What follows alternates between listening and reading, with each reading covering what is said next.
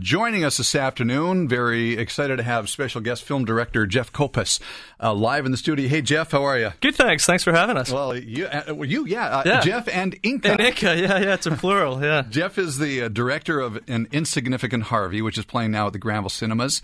And Inca is one of the stars of the movie as well. She is, yeah. She's, I guess, technically, she's the co-star. I guess she... So here's the deal on the film.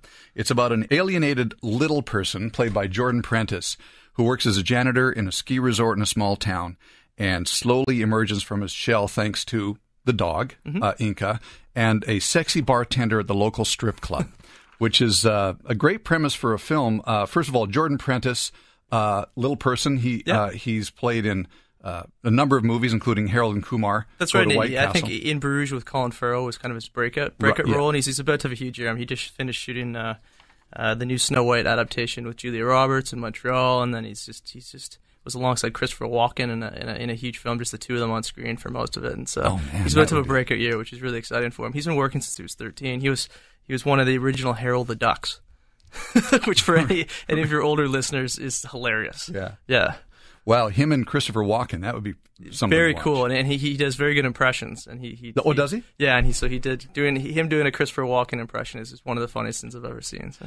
Both very compelling guys. I read though that you didn't really intend for the movie to be about a little person until well into development. That's right. Yeah, no, it was really in pre-production that I woke up at 4 a.m. in the morning. I'd pitched Jordan a comedy years before that was not a good script that I had written, and he said no, thank God, and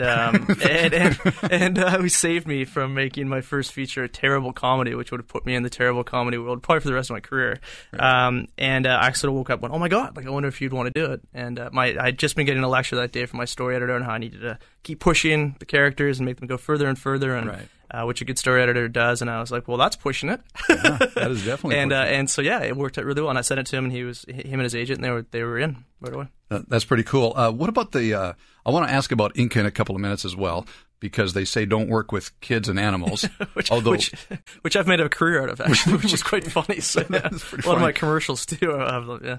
What about, first of all, the process of pulling a film like this together in Canada? Because one of the things we'll have to do here is, of course, promote Canadian cinema and Canadian film, and so we're encouraging you to go down to the Granville Cinemas and check this out. But what about the process of pulling a film together like this in Canada? Yeah, it's an interesting process always, isn't it? In any country, but in particular in Canada. I mean, pulling together especially a first-time full-length feature film. And so, just to clarify, feature film is anything over 90 minutes, really. And so I'd done shorts and commercials and documentaries before, but this was really the first one I'd written and directed and produced with another producer. This was kind of my big breakout career film, and it's years in the making. And it's in our case, we had an unusual route, as they always do, and we went and we put together a proposal and a package, and we went out and we raised money privately, and we really knocked on doors. That's pretty cool. And Telefilm, the big government body that helps support film here, it's kind of the Canadian studio. They'd run out of money, but it's when we went to try to go to them, and so we had to get really creative about what we did. And one of the things that we did that was smart is we got an executive producer mentor on board named Don Carmody, who's a very, very successful producer here in Canada. He does all the big Resident Evil movies. Any big Hollywood movie that comes here, he does it. And so he was able to pull in a lot of favors, and that was really helpful. All right, and is he the guy who produced Flash of Genius, or was that somebody else on the film? Because I was just kind of looking back. The movie about the guy who invented the intermittent windshield wiper that came out? I don't know. I'm not familiar. I was researching, kind of going through the thing, and we'll have to double check on that. I suppose. He's the most experienced one on the project. For okay, sure, cool. So. And we also want to see if we can have Inca on the air in a couple of seconds. Yeah, of course. Well. Yo, Thames and Christmas Baby, Please Come Home, 4:47. I'm Dale Wolf, joined by Jeff Kopas, who is the film director of the new movie An Insignificant Harvey, which is playing now at the Granville 7 Cinemas. That's right. Now, and I got to come clean on this, because whenever I talk to somebody, whether it's an author or a playwright or a film director or an actor, I always want to have seen the film or read the book. Well, we rushed you on this one. So but we were a little rushed, and it was a busy week, and so I haven't been able to get out and see it yet, and I apologize for that. There's two more screenings tonight and tomorrow, and it's at 5:45 and 8:40, and at the same tomorrow night. So. Same tomorrow night. Okay, at the Granville 7. The Granville 7. Yeah. But I've read the reviews, and I've looked into it, and the reviews are all great. They're a lot of heart the movie has. Yep. And it talks about where it goes, and it's I